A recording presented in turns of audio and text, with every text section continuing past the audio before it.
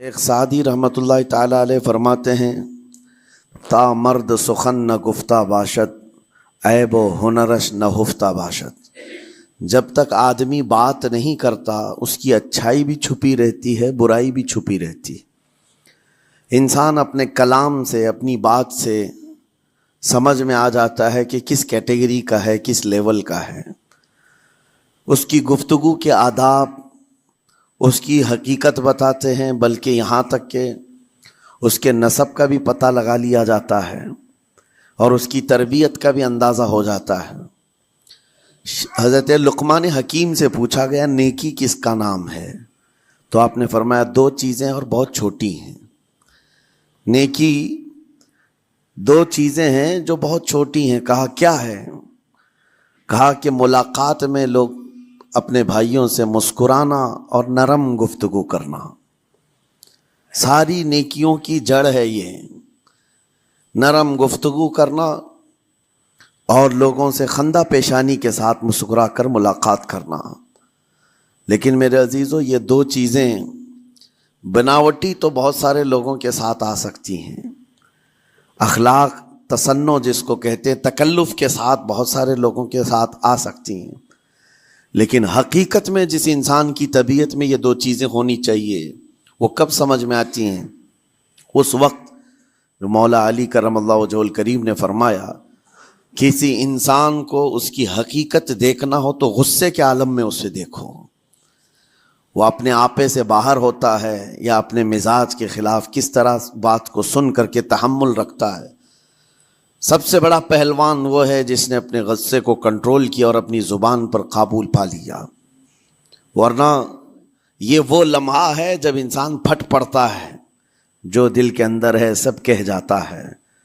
آپ کو میں بتاؤں، نبی کریم صلی اللہ تعالیٰ علیہ وسلم کے عظیم اخلاق کریمہ، بخاری شریف کی حدیث ہے، حضور مسجد نبوی میں تشریف فرما ہے۔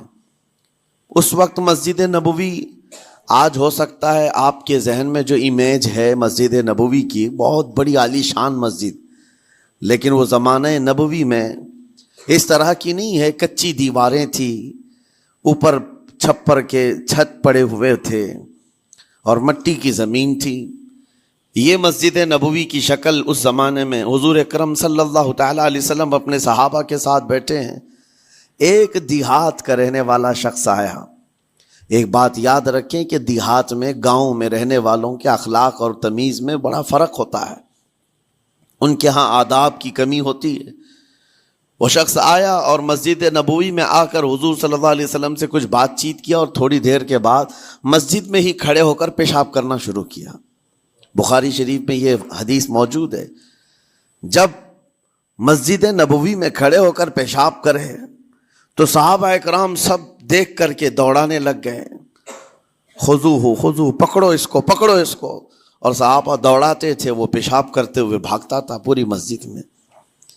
نبی پاک صلی اللہ تعالی علیہ وسلم نے فرمایا دعوہ، چھوڑ دو اس کو، کر لینے دو، پیشاب کر رہا ہے مسجد میں، چھوڑ دو اس کو۔ جب وہ صحابہ اکرام حضور کا حکم سنتے ہیں سب پیچھے ہٹ گئے۔ تھوڑی دیر کے بعد نبی کریم صلی اللہ تعالیٰ علیہ وسلم نے صحابہ سے فرمایا پانی کے ڈول بھر کر کے لائے جائیں۔ صحابہ سے ہی منگوایا، پانی کے ڈول بھر کر کے لائے گیا اور مسجد نبوی کے میدان میں فرش پر بہایا گیا اور صاف کیا گیا۔ اب وہ شخص نہایت ہی ڈرا سہما کھڑا تھا، میرے ساتھ کیا ہوگا پتہ نہیں، میں نے پیشاب کیا، اب مجھے یہ لوگ قتل کر ڈالیں۔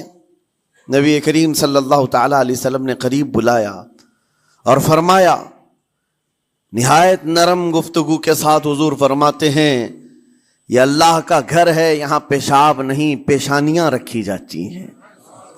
بس یہ جملہ ہے، بخاری شریف میں موجود ہے، یہاں عبادت کی جاتی ہے۔ اتنا کہہ کر رخصت ہو گئے، رخصت کر دیا۔ وہ دیہات سے آیا ہوا جو نوجوان تھا یا شخص تھا، باہر نکلتے ہی وہ کلمہ طیبہ پڑھ کر حضور کی غلامی میں شامل ہوا۔ میں نے وہ بلند عالی اخلاق نہیں دیکھے۔ نبی کریم صلی اللہ علیہ وسلم کے بارے میں قرآن کہتا ہے فَبِمَا رَحْمَةٍ مِّنَ اللَّهِ لِنْتَ لَهُمْ، اللہ کی رحمت سے آپ لوگوں کے لیے نرم ہیں، اس لیے لوگ آپ کے ارد گرد لگے ہوئے رہتے ہیں. وَلَوْ كُنْتَ فَظًّا غَلِيظَ الْقَلْبِ لَانْفَضُّوا مِنْ حَوْلِكَ. اے رسول اگر آپ سخت دل ہو جائیں تو پھر یہ سب چھٹ جائیں گے، آپ سے دور ہو جائیں گے. اس رسول کے لیے جب کہا گیا ہے کہ اگر آپ سخت ہو جائیں تو لوگ چھوڑ کر کے دور ہو جائیں گے، تو ہمارے اور آپ کے لیے کس قدر لہجے کی پابندی ضروری ہے. ہاں عزیزان گرام وقار، اپنی گفتگو، اپنے کلام، اپنی بات چیت سے آپ اپنے سلیقے بتاتے ہیں. گالی گلوچ کرتے ہوئے جن کی صبح شامیں ہوتی ہیں ان کو دیکھ کر کے ہی پہچان میں آ جاتا ہے کس گھر سے یہ تعلق رکھتا ہے، کہاں ان کی تربیت ہوئی ہے، کس طرح ان کے آداب سکھائے گئے. اسی لیے میرے عزیزو، بچوں کو آوارہ بھی نہ چھوڑ دینا کہ وہ اپنی زبان گلی کوچوں سے سیکھ کر کے جائیں. کل کو ہوگا یہ کہ اس کی زبان کی وجہ سے لوگ تمہیں تان و تشنیع کریں گے، اس کا باپ ایسا ہوگا اس لیے بچہ ایسا ہے، اس کی ماں اس طرح ہوگی اس لیے اس کی گفتگو ایسی ہے. کیونکہ موسٹلی زیادہ طور پر بچے اپنے ماں باپ کے اخلاق کو نقل کرتے ہیں، ٹرانسفر ہوتی چلی جاتی ہیں. ایک بار حضور اکرم صلی اللہ تعالی علیہ وسلم مسجد نبوی سے باہر نکل کر جا رہے ہیں. توجہ میرے عزیز ہو، اخلاق کہاں دکھانے چاہیے اور ہماری بات چیت کے انداز ہمیں کہاں ہونا چاہیے میں آپ کو بتاؤں. حضور تشریف لے کر جا رہے ہیں، صحابہ اکرام کھڑے تھے حضور کے اطراف. مدینہ طیبہ کی ایک بوڑھی خاتون جس کا ذہنی توازن کھویا ہوا ہے، یعنی وہ دماغی طور پر ڈسیبل ہے، اور وہ آئی جا رہی تھی. لوگ جب بھی اس کو دیکھتے راستہ کاٹ لیتے، وہ جس کو بھی پکڑتی تھی سنانا شروع کرتی تھی، جو منہ میں آئے بکنے لگ جائے، اور لوگوں کو تنگی محسوس ہونے لگتی. صحابہ نے دیکھا کہ یہ عورت آ رہی ہے، حضور کی طرف آ رہی ہے، سب نے حضور صلی اللہ علیہ وسلم کو گھیر لیا اس کا راستہ روکنے کے لیے. اب آئے گی اور نبی کریم صلی اللہ علیہ وسلم کے پاس اگر زبان درازی کرنے لگ جائے، پاگل عورت ہے، اور بک بک کرنے لگ جائے، حضور پاک صلی اللہ علیہ وسلم کے ادب میں کہیں کمی نہ آ جائے. صحابہ کا یہ ہمیشہ اہتمام رہتا. حضور اکرم صلی اللہ علیہ وسلم نے دیکھا تو صحابہ سے کہا ہٹ جاؤ، اس کو آنے دو، ہٹ جاؤ، اس کا راستہ چھوڑ دو. صحابہ نے کہا یا رسول اللہ صلی اللہ علیہ وسلم، اس کا ذہنی توازن ٹھیک نہیں ہے، دماغی طور پر وہ عورت ٹھیک نہیں ہے. وہ آئے گی اور لمبی باتیں کرتی ہے، لا یعنی باتیں کرتی ہے، کہیں آپ کی شان پاک میں کوئی گستاخی نہ ہو جائے. صحابہ روک رہے تھے. حضور پاک صلی اللہ علیہ وسلم نے سختی سے فرمایا، ارشاد فرمایا ہٹ جاؤ، اس کا راستہ چھوڑ دو. مجھے پتا ہے پورے مدینے میں اس کی کوئی نہیں سنتا، میں بھی نہ سنوں تو وہ کس کو سنائے گی؟ اگر میں بھی نہ سنوں تو وہ کس کو سنائے گی؟ یہ میرے مصطفیٰ کریم صلی اللہ تعالی علیہ وسلم کے دربار عالی جاہ کی وہ بلند اخلاق کریمانہ کی ایک مثال ہے، جس کو خود میرے آقا نے فرمایا بعثت لأتمم مکارم الاخلاق. عزیزان گرام وقار، لوگوں کے آج حالات ایسے ہیں کہ اچھے لوگوں کے ساتھ اخلاق الگ دکھائے جاتے ہیں، چھوٹے لوگوں کے ساتھ اخلاق الگ دکھائے جاتے ہیں. سٹیٹس کا آدمی ہو تو اس کے ساتھ ملنے کے طریقے الگ ہیں، اور غریب کوئی آ جائے، فقیر کوئی آ جائے تو اس سے ملنے کا انداز الگ ہو جائے. یہ نہ ہو، یہ ہم سب کے لیے نصیحت ہے. اسی ممبئی کی سرزمین پر میں آپ کو بتاؤں، ایک ماہم شریف میں بزرگ حاجی صاحب ہوا کرتے تھے، آج سے تقریباً 10-12 سال پہلے کی. وہ کئی لوگوں سے ایک سوال کرتے تھے پکڑ پکڑ کر کے کہ میرا ایک سوال ہے، آپ جواب دیں گے، میرا ایک سوال ہے. کئی علماء سے انہوں نے پوچھا، مجھ سے بھی انہوں نے، جب میں نیا تھا مصر سے پڑھ کر کے آیا تھا، میرے پاس آ کر کہا کافی سالوں سے میرے ذہن میں ایک سوال ہوتا ہے، میں آپ سے بھی پوچھنا چاہتا ہوں. کہا بتائیے کیا ہے؟ کہا میں حضور سرکار مجاہد ملت رحمت اللہ علیہ کا مرید ہوں. علامہ حبیب الرحمن مجاہد ملت، رئیس اعظم اڑیسہ، جن کے خدمات جلیلہ آج ہو سکتا ہے نئی جنریشن کو نہ معلوم ہو. ان کا لقب ہے مجاہد ملت، جنہوں نے سنیت کی بقا کے لیے اپنا تن من دھن سب قربان کیا تھا. وہ مجاہد ملت عظیم بزرگ ولی کامل ہے.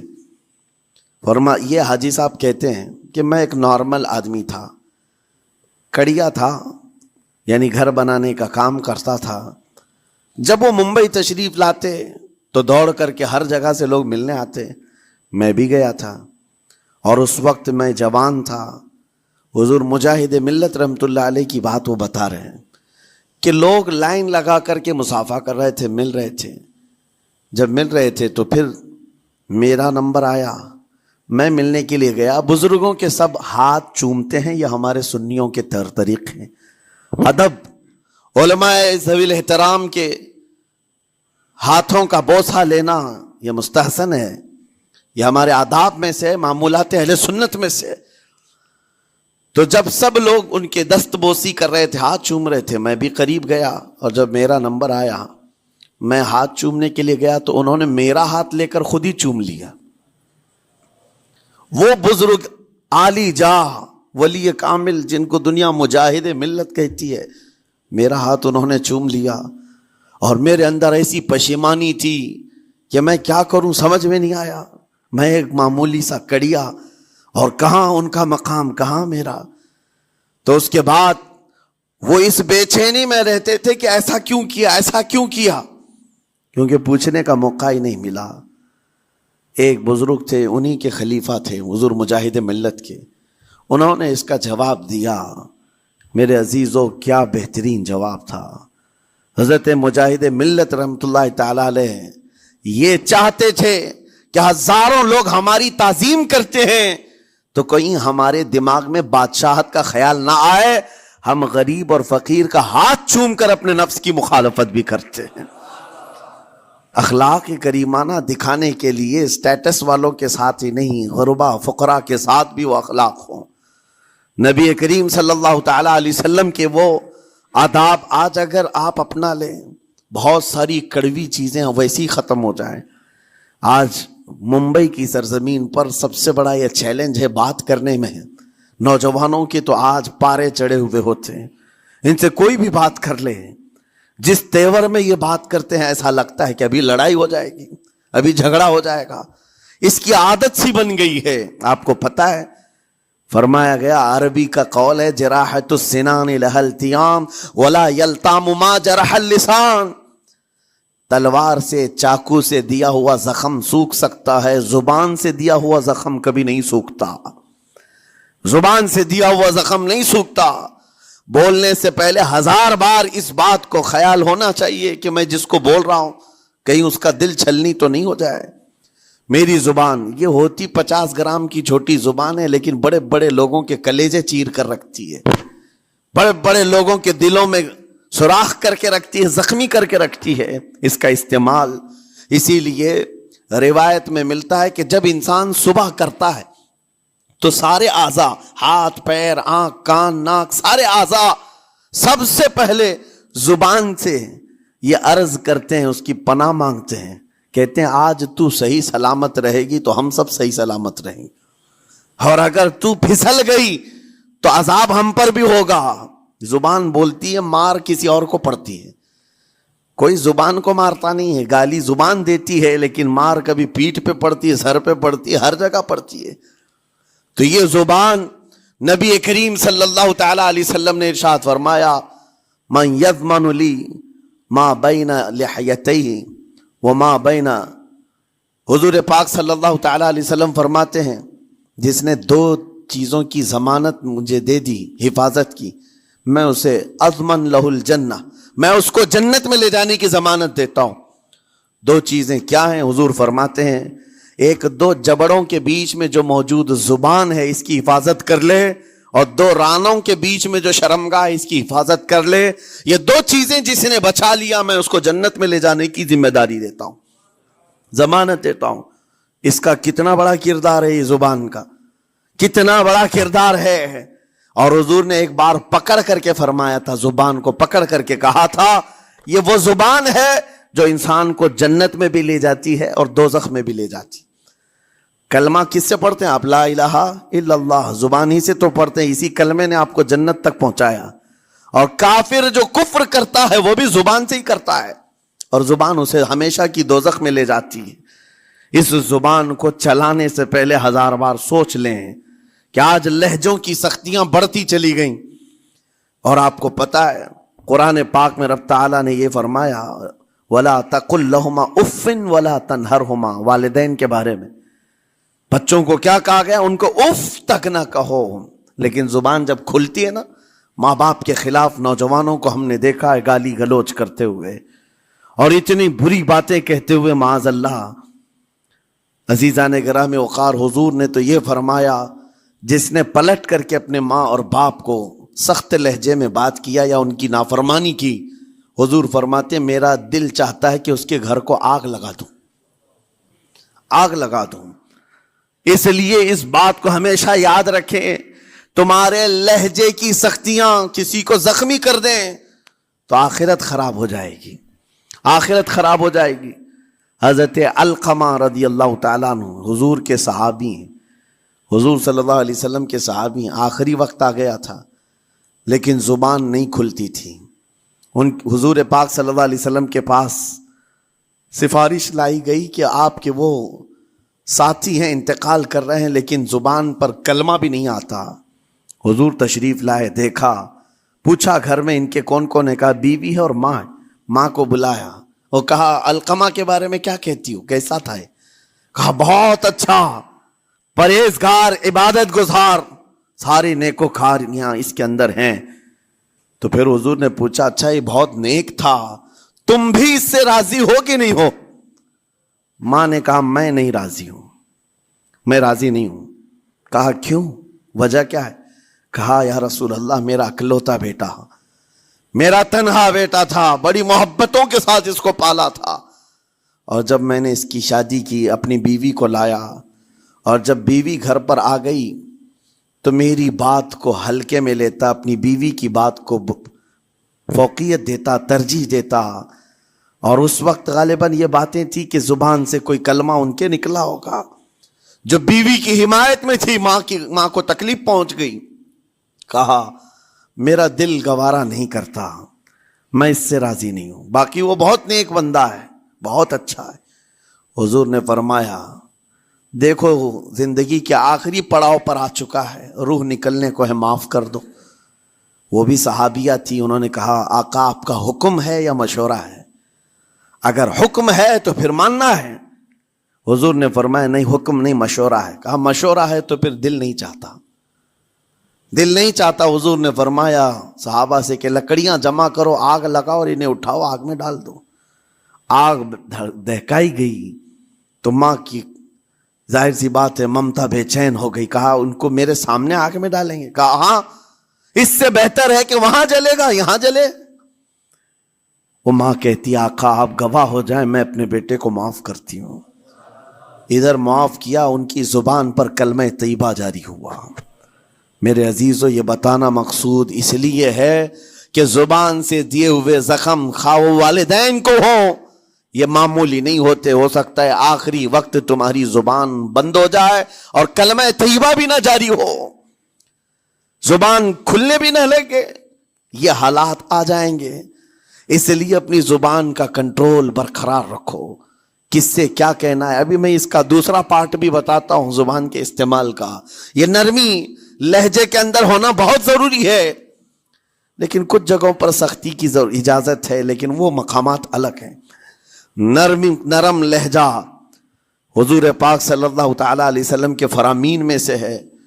ایک بات بڑی بغداد مقدسہ میں نے ایک ولی پاک کی زیارت کی، ان کے آستانے پر بھی میں ابھی بیان کیا تھا.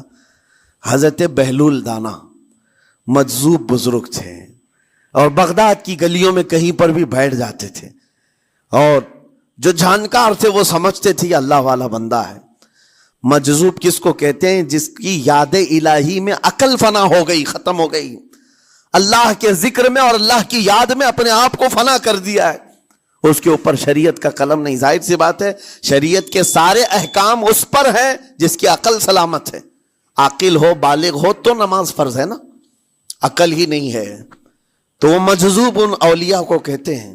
لیکن ان کے بارے میں حدیث میں ہے، اللہ کے نبی نے فرمایا وہ ایسے بندے ہیں کہ اگر اللہ کو قسم دے دیں کسی بات کی، اللہ ان کی قسم پوری کرتا ہے۔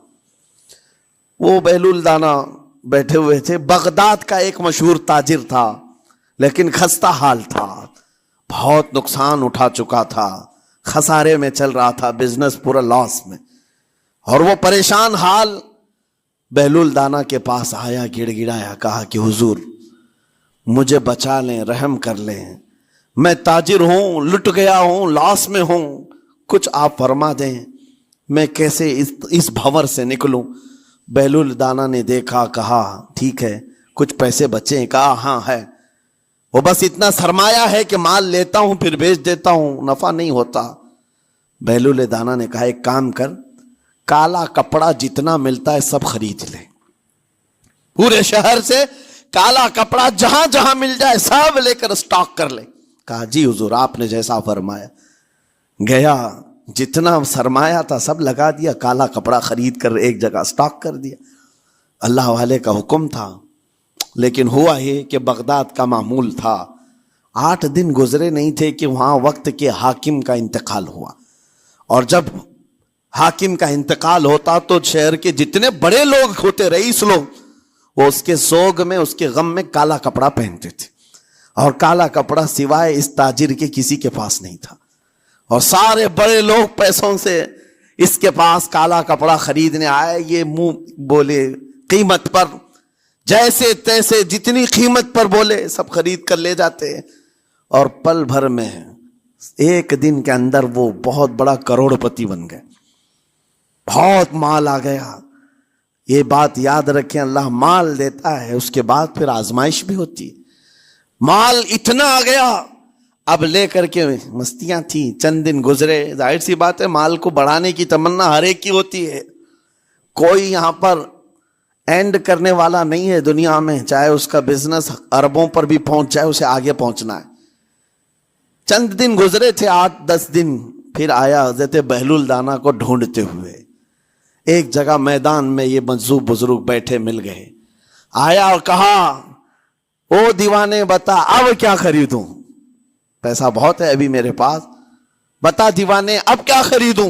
انہوں نے دیکھا، کہا کہ لہجہ تو بدلا ہوا ہے، پیسہ بہت زیادہ تھا، کہا کہ ٹھیک ہے کوئی بات نہیں، اللہ والوں کو ان سب چیزوں سے کوئی لینا دینا نہیں۔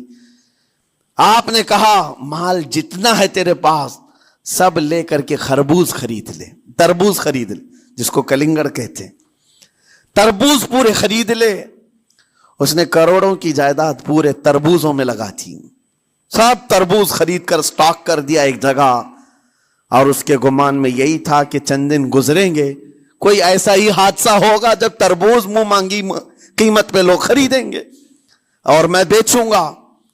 پورا مال تربوز میں لگایا، 2 دن 4 دن 6 دن 8 دن گزرے، کوئی حادثہ نہیں، ادھر تو تربوز سڑنے لگ گئے، وہ تو زیادہ دن سٹاک نہیں کیے جا سکتے، سڑن شروع ہو گئی، پھر تھوڑے دنوں کے بعد پورے کے پورے سڑ گئے، کروڑوں کا مال تربوز میں سڑ کے چلا گیا، وہ کچھ بھی نہیں سکا، کچھ نہیں کر سکا، واپس چیختا چلاتا اسی حالت میں آیا، پہلے سے بھی زیادہ بدتر حالت میں میں آ گیا ہوں، دوڑتے ہوئے آیا، حضرت بہلول دانا کو ڈھونڈتے ہوئے، کہاں ہیں؟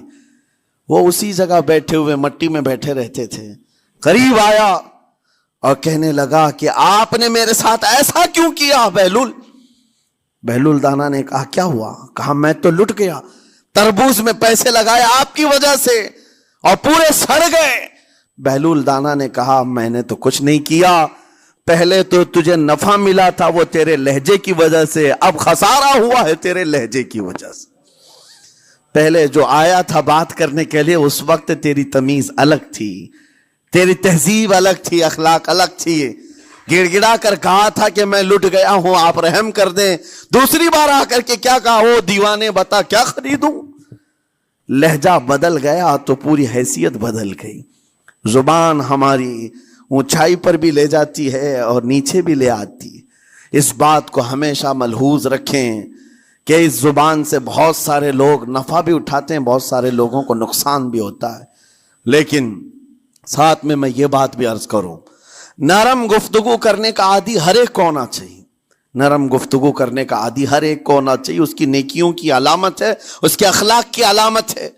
لیکن ساتھ میں امام شافعی رحمۃ اللہ تعالی علیہ نے یہ بھی فرمایا، چاہے جتنی بھی نرم طبیعت ہو انسان کی، اللہ اور اس کے رسول کے لیے غیرت ہونی چاہیے۔ اللہ اس کے رسول کے خلاف بات سنے تو پھر نرم لہجے کا استعمال نہ کرے، پھر وہ بزدلی کہلائے گی، وہ بزدلی کہلائے گی۔ آج میں ایک بات یہ بھی بتا دوں، بہت سارے لوگ یہ سمجھتے بھی ہیں، ابھی چند دن قبل میں ماررہ مطہرہ میں بیان کیا اخلاق کے، اولیاء اکرام کے مذہب و مسلک پر، اور پچھلے 15 سالوں سے میں نے بہت سارے خطابات کیے ہیں اخلاق پر، معاشرے کی برائیوں پر، لیکن ابھی چونکہ چند دنوں میں جلسے پروگرام بہت سارے ہو گئے اور عظمت ناموس رسالت پر زیادہ گفتگو ہونے لگی، تو لوگوں میں ایک امیج الگ بیٹھی ہوئی ہے۔ اور ابھی ہم نے اخلاق حسنہ پر گفتگو کیا کی 8 دن پہلے، ایک بزرگ نے مجھ سے پوچھا، ایسی بھی تقریر کرتے ہیں آپ ایسی بھی تقریر کرتے ہیں، یعنی نرم گفتگو بھی کرتے ہیں؟ مطلب یہ ہے کہ ہماری امیج ایسی بنا کر رکھیں کہ ہم ہر وقت چلاتے ہی رہتے ہیں، ہر وقت للکارتے ہی رہتے ہیں۔ میرے عزیزوں، میں یہاں پیغام دینا چاہتا ہوں، ہم قرآن کے اس آیت پر عمل کرنا چاہتے ہیں جو مولا نے فرمایا، اشداء علی الکفار رحماء بینہم، مومنین کی شان ہے، صحابہ کی شان ہے، وہ کافروں پر سخت ہوا کرتے ہیں اور مومنوں کے لیے نرم دل ہوا کرتے ہیں۔ زبان کی نرمی ایمان والوں کے لیے ہے، زبان کی نرمی محبت مصطفیٰ کے لیے ہے، عاشقان مصطفیٰ کے لیے ہے، ساتھ میں زبان کی سختی کفار و مشرکین کے لیے ہے، گستاخان رسول کے لیے ہے۔ اور اگر یہ چیز نہیں آئی تو پھر آپ سمجھ لیں نیک اس وقت نہیں کہلائے گا آدمی۔ بعض لوگوں کو ایسا لگتا ہے نرم بات کرنا چاہیے، نرم گفتگو، بالکل صحیح ہے، یہ اخلاق ہے، لیکن اگر ایسے مقامات پر جہاں تمہارے نبی کو کوئی گالی دے رہا ہو، رب کی شان میں کوئی بھونک رہا ہو، اس وقت تم کہو کہ اخلاق ہے، نرم بات کرنا چاہیے، یہ بے غیرتی ہے، یہ بے غیرتی ہے۔ تمہاری بیوی کو اگر تمہارے سامنے کوئی چھو دے اور اس کے بعد تم ہنس کر کے اس سے کہو ٹھیک ہے جائیے صاحب، آپ کو کہا جائے گا بے غیرت آدمی، بے غیرت آدمی ہے۔ انسان کو اپنی بیوی، اپنی بیٹی، اپنی ماں پر بھی غیرت ہوتی ہے، وہ سنتا نہیں ہے، یہ پیدائشی ہے، فطرت ہے انسان کی۔ اور مومن کی شان یہ ہے، سب سے بڑی غیرت اس کے لیے اللہ اور اس کے رسول کے لیے ہوا کرتی ہے، اللہ اور اس کے رسول کے لیے۔ ماں اور باپ کو گالیاں ایک وقت میں برداشت کر بھی لے جائے، لیکن اللہ اور اس کے رسول کی شان میں وہ ہرگز برداشت نہ کرے، یہ ایمان کی علامتوں میں سے ہے۔ بہرحال میں نے زبان کے دونوں استعمال آپ کو بتائے، سخت لہجے بھی ہیں، نرم لہجے بھی ہیں، لیکن جب آپ کا پالا کسی گستاخ سے نہ پڑے تو ہمیشہ نرم گفتگو کرنے کے عادی بنے۔ مومنین میں نرم لہجے کا اختیار ہمیشہ رہے، اس سے اخلاق آپ کے بتائے دکھائے جاتے ہیں، اس سے آپ کے اخلاق معلوم ہوتے ہیں، ساتھ ہی معاشرے میں نرمی اور محبت کا ماحول بھی قائم ہوتا ہے۔ ڈانٹنے کے طریقے بھی میں آپ کو بتاؤں، میرے والد اگرامی فرمایا کرتے تھے، حضور حافظ ملت رحمت اللہ علیہ جو الجامعۃ الاشرفیہ مبارک پور کے بانی ہیں اور بڑے محدث جنہوں نے ایک نہیں ہزاروں عالم پیدا کیے، اس ہندوستان کی بات کر رہا ہوں، حافظ ملت رحمت اللہ علیہ پوری بخاری شریف پڑھاتے تھے، تقریباً 40 سال تک انہوں نے پڑھایا بخاری شریف۔ میرے والد ان کے شاگرد ہیں، فرماتے ہیں جب وہ بہت زیادہ ناراض ہو جاتے کسی سے، ڈانٹنا ہوتا، ہر استاد بچے کو ڈانٹتا ہے، کبھی کچھ بچہ نافرمانی کر جائے یا مزاج کے خلاف بات کرے تو استاد ڈانٹتا ہے، تو حافظ ملت رحمت اللہ علیہ اگر کسی شاگرد کو ڈانٹتے بھی غصے میں تو کہتے ہیں اے جنتی کیا کر رہا ہے، کہتے ہیں اگر یہ جملہ قبول بھی ہو جائے تو وہ بچہ جنتی ہو جائے۔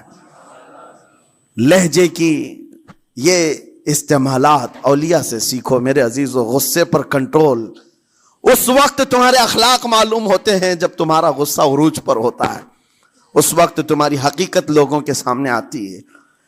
وہ اپنے شاگردوں کو ڈانٹتے بھی تو جنتی کہہ کر ڈانٹتے ہیں، یعنی کوئی گالی نہیں ہے، کوئی برے کلمے نہیں ہیں، بلکہ ایسا جملہ ہے کہ اگر قبول بھی ہو گیا استاد کی زبان سے، اس کی تو زندگی وصول ہوگی، اس کا بیڑا پار ہو گیا۔ ہمارے درمیان ماں باپ کو بھی یہ چاہیے کہ بچوں کو کس طرح کے اخلاق آپ دے رہے ہیں۔ گفتگو کرنے کے متعلق قرآن میں اللہ تعالیٰ نے آداب بتائے ہیں۔ جب آپ گھروں کے اندر موجود ہوں تو بچوں کے سامنے کس طرح کی گفتگو کیا کریں گے، کیسی بات کریں گے۔ شوہر اور بیوی جس طرح کی باتیں کر رہے ہیں بچے کے دماغ میں وہ پورا کا پورا چھپتا ہے، ٹرانسفر ہوتا ہے۔ اسی لیے کہا گیا ایڈلٹ گفتگو کبھی بھی بچوں کے درمیان نہیں کی جائے گی۔ جو میچورٹی میں نہیں ہے ان بچوں کے سامنے ماں اور باپ بیٹھ کر کے کلام بھی نہ کریں، بات نہ کریں۔ معاشرہ تو آج ایسا ہے، سب پوری فیملی لے کر کے بیٹھے ہوئے ہیں، اور حد تو یہ ہے کہ گندی فلمیں سامنے لگی ہوئی رہتی ہیں۔ وہ کیسے بچا پاؤ گے؟ 4 سال 5 سال کے بچے کے اندر بھی وہ گفتگو، وہ مکالمات، ایک دوسرے سے بات کرنے کی تمیزیں، وہ سب وہاں سے سیکھتا آ رہا ہے۔ گھروں کے اندر ماحول کو تبدیل کرنے کے لیے آپ کی اپنی زبان پر کنٹرول اور اپنے بچوں کی تربیت اور ان کی زبان پر کنٹرول بہت ضروری ہے۔ پھر دیکھنا آپ یہ معاشرہ پیدا کر کے کل کو آپ کا بچہ نکلے گا، اس کی تمیز، اس کے اخلاق پر ہر کوئی اش اش کرے گا۔ چند دنوں کی محنت ہے آپ کی، لیکن بچے جب سلیقے کے ساتھ گفتگو کریں تو لوگوں کا دل جیت لیا کرتے ہیں۔ بات کرنے کے آداب ایسے ہیں کہ لوگ دل جیت لیا کرتے ہیں۔ یہ میرے استاد گرامی مصر کے رہنے والے تھے، جب خطابت ہمیں سکھا رہے تھے گفتگو کرنے کے آداب، تقریر کرنے کے آداب، تو ایک امام غزالی کا قول تھا کلم الناس علی قدر عقولہم، لوگوں سے ان کی عقل کے مطابق بات کرو۔ اس پر وہ سمجھاتے ہوئے ہمیں ٹریننگ دیتے تھے اور کہتے تھے کہ تمہارے پاس آنے والے کئی طرح کے لوگ ہوں گے، اگر تم امام ہو، اگر داعی ہو، خطیب ہو، مقرر ہو، کوئی غریب گھر سے، کوئی بڑے امیر گھر سے، کوئی پڑھا لکھا آئے گا، کوئی جاہل ہوگا، کوئی بدتمیز بھی ہوگا، کوئی نیکوکار، کوئی گنہگار، سب طرح کے مکس مجموعہ تمہارے پاس ہوگا۔ ان سے خطاب کرنا، ان سے بات کرنا، کس انداز سے بات کرو گے، کیسے ان سے کلام کرو گے؟ میرے عزیزو، یہ ہمارا اپنا ہنر نہیں ہے۔ ہم جو آپ کے سامنے گفتگو کر رہے ہیں یہ ہمارا فن نہیں ہے، یہ اپنا پیدا کیا وہ ہنر نہیں ہے۔ ہمیں سکھایا گیا تھا صرف اور صرف آپ کو اس مجمع سے اور یہ آئے ہوئے جمع غفیر سے بات کرنے کے لیے ایک ہی اسلوب اپنانا ہے، دیکھنا ہے کہ رسول اللہ کیسے بات کیا کرتے تھے۔ میرے آقا صلی اللہ تعالیٰ علیہ وسلم کا اسلوب اپناؤ۔ حضور کے خطبے دیکھو، حضور جب خطاب کرتے، ظاہر سی بات ہے مسجد نبوی میں اس وقت بھی لوگ، ہر طرح کے لوگ آتے، دیہات کے بھی تھے، شہر کے بھی تھے، اعلیٰ دماغ والے لوگ اور کئی الگ الگ قسم کے لوگ آتے۔ حضور کا خطاب سب کے لیے تھا۔ عزیزان گرامی، ان سنتوں پر عمل کر کے آج آپ اپنے لہجے کو بہتر بنا سکتے ہیں۔ بس میری گفتگو کا خلاصہ یہی ہے کہ اللہ تعالیٰ ہمیں زبان کا صحیح استعمال عطا فرمائے، ورنہ یہ زبان کی سختیاں اور اس کی کڑواہٹ ہمیں دوزخ میں بھی لے جاتی ہے، دوزخ تک لے جا سکتی ہے۔ اللہ تعالیٰ اس کی مکاریاں، اس کی عیاریاں اور اس کی شرانگیزیوں سے ہم سب کی حفاظت فرمائے۔ ساتھ میں یہ بھی میں بتا دوں، وہ زبان پاک نہیں بولتی، وہ زبان پاک نہیں بولتی جو حلال نہیں کھاتی۔ یہ بھی بزرگوں نے فرمایا ہے، یہ زبان پاک نہیں بولتی جو حلال نہیں کھاتی۔ اسی سے ہر کچھ گزرتا ہے، اندر پیٹ میں جاتا ہے۔ حلال لقمے اس سے گزارو تو زبان پاک بولے، اللہ کا ذکر کرے اور تمہیں زبان میں وہ لذت آنے لگ جائے، لیکن اس سے حرام لقمے گزارتے رہو گے، اس کے لہجے کی سختیاں بھی آ جائیں گی، اس کے اندر کڑواہٹ بھی آ جائے گی، گالی گلوچ، یہ سارے استعمالات یہ زبان کرنے لگ جائے گی۔ کیوں؟ اس سے حرام لقمے جو گزارے جا رہے ہیں۔ اس چیز کا بھی خیال ضروری ہے۔ زبان کو جس طرح کا پیٹرول دو گے ویسی چلے گی یہ گاڑی، جس طرح کا ڈیزل اس کے اندر ڈالتے ہو، حرام یا حلال، یہ بہت معنی رکھتا ہے۔ اور ایک بات یہ بھی سن کر کے چلے ہیں کہ حضرت سلیمان علیہ السلام کے زمانے میں ایک مناظرہ ہوا تھا علماء کا، بعض لوگوں نے کہا کہ انسان کی ایک جماعت تھی، انسان کی زبان افضل ہے، منہ افضل ہے، اس لیے کہ وہ اللہ کا ذکر کرتی ہے۔ بعض نے کہا کہ نہیں، انسان کے پیچھے کا مقام اچھا ہے، اس سے بہتر ہے۔ یہ دونوں کی تکرار میں حضرت سلیمان علیہ السلام کے پاس بات آئی، آپ بتائیں۔ تو ان سے پوچھا تم اتنی بڑی بات کیوں کہہ رہے ہو؟ اس کے پیچھے کا مقام اچھا ہے۔ کہا کہ اس لیے کہ وہ صرف نجاست نکالتا ہے، وہ صرف نجاست نکالتا ہے، وہ مقام غلاظت باہر کرتا ہے، غلاظت اندر لیتا نہیں۔ زبان غلاظت اندر بھی لیتی ہے، حرام کھاتی بھی ہے، لوگوں کو زخمی بھی کرتی ہے۔ ان علماء کی دلیل تھی۔ تب آپ نے فرمایا بات ٹھیک ہے، جس انسان کا زبان پر کنٹرول نہیں، حرام کھاتا ہو اور بد کلامی کرتا ہو، گالی گلوچ ساری چیزیں کرتا ہو، آپ نے فرمایا اس سے بہتر اس کا پیچھے کا مقام ہے۔ اور جو انسان کنٹرول رکھتا ہے، حلال کھاتا ہے اور لہجے کی نرمی رکھتا ہے، ظاہر سی بات ہے اس کا منہ ہی افضل ہے، اس کی زبان افضل ہے۔ اب یہ تو فیصلہ سب کا ہے، کس کو کیا چیز اختیار کرنی ہے۔ عزیزان گرامی اوقات، یہ بہت بڑی بات ہے جو میں آپ کے سامنے کہہ رہا ہوں۔ زبان کو اگر کسی دوسری جگہ سے کمپیئر کیا جائے تو لگتا ہوگا نرم، یہ بالکل اچنبے والی بات ہے، عجوبے والی بات ہے، یہ کون سا کمپیریزن ہے؟ وجہ یہی ہے، بعض لوگوں کو ہم نے اتنا گندا بولتے ہوئے دیکھا ہے، اس سے بہتر ہے کہ وہ نہ بولیں۔ لوگوں کو زخمی کرتے ہیں، کسی کے مقدسات پر حملے کرتے ہیں۔ اللہ تعالیٰ ان کے زبان کی شرارتوں سے ہماری حفاظت فرمائے، اور کریم خدا ارحم الراحمین مولا اس چیز سے بھی ہمیں حفاظت فرمائے۔ قیامت کے دن کچھ لوگ صرف اس لیے پکڑے جائیں گے کہ وہ کچھ نہیں بولتے تھے، لیکن وہ جن کے ساتھ رہتے تھے وہ بولتے تھے، وہ لوگ بولتے تھے، اور ان کی وجہ سے یہ خاموش رہنے والا جو ساتھ میں تھا اسے بھی جہنم میں لے جایا جائے گا۔ اور وہ اس دن کہے گا پکار کر، یا ویلتا لیتنی لم اتخذ فلانا خلیلا، اے کاش میں فلاں کی دوستی نہیں کیا ہوتا تو اچھا ہوتا، آج میں بچ گیا ہوتا۔ اپنے ماحول کو بچاؤ، جہاں زبان کی خرابی دیکھو اپنے آپ کو بھی بچاؤ، اور اس ماحول سے بھی اپنے کو دور رکھو۔ اللہ کی بارگاہ میں دعا ہے مولا تعالیٰ اس زبان کو خالص اپنے ذکر میں لگائے اور اپنے حبیب پاک کے ذکر میں لگائے۔